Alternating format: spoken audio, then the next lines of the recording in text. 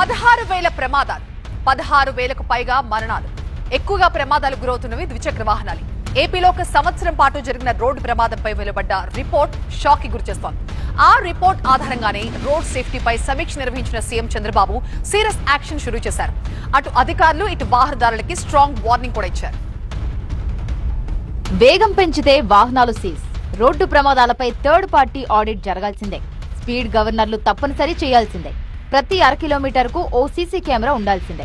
Road సేఫ్టీపై సమీక్ష నిర్వహించిన సీఎం చంద్రబాబు అధికారులకు కీలక ఆదేశాలు జారీ చేశారు. రోడ్డు ప్రమాదాలకు కారణం డ్రైవరా రోడ్డా అన్నది తేలాలంటే ఆడిటింగ్ జరగాల్సిందే అన్నారు. రాష్ట్ర జిల్లా స్థాయిల్లో రోడ్ సేఫ్టీ ఏజెన్సీల నియామకం, రహదారులపై బ్లాక్ స్పాట్లను సరిదిద్దడం, ప్రమాదాలను నివారించేలా క్రాష్ బారియర్లు, డ్రైవర్లకు శిక్షణ కార్యక్రమాలు వంటి అంశాలపై ఫోకస్ పెట్టాలన్నారు. యాక్సిడెంట్స్ ని అరికెట్టేలా ప్రతి 3 నెలలకు ఓసారి రోడ్ సేఫ్టీ కౌన్సిల్ సమావేశం ఏర్పాటు చేయాలని ఆదేశించారు చంద్రబాబు. ఓ సంవత్సర కాలంలో జరిగిన ప్రమాదాల లిస్టు షాక్ కు గురి చేస్తోంది. 2025లో సుమారు 16,000 రోడ్డు ప్రమాదాలు జరగగా 6,000 మందికి పైగా మృతి చెందారు. ఇందులో 3వ వంతు ప్రమాదాలు ద్విచక్ర వాహనాల వల్ల జరిగినట్లు తేలింది. అలాగే ఓవర్ స్పీడ్ కారణంగా 79%, రాంగ్ రూట్ డ్రైవింగ్ వల్ల 3%, మద్యం, మొబైల్ ఫోన్ల కారణంగా 1% ప్రమాదాలు జరిగినట్లు రిపోర్టులొచ్చాయి. జాతీయ రహదారులపై 42% ప్రమాదాలు చోటు చేసుకుంటుంటే రాష్ట్ర రహదారులపై 21% మేర ప్రమాదాలు జరుగుతున్నాయని తేలింది.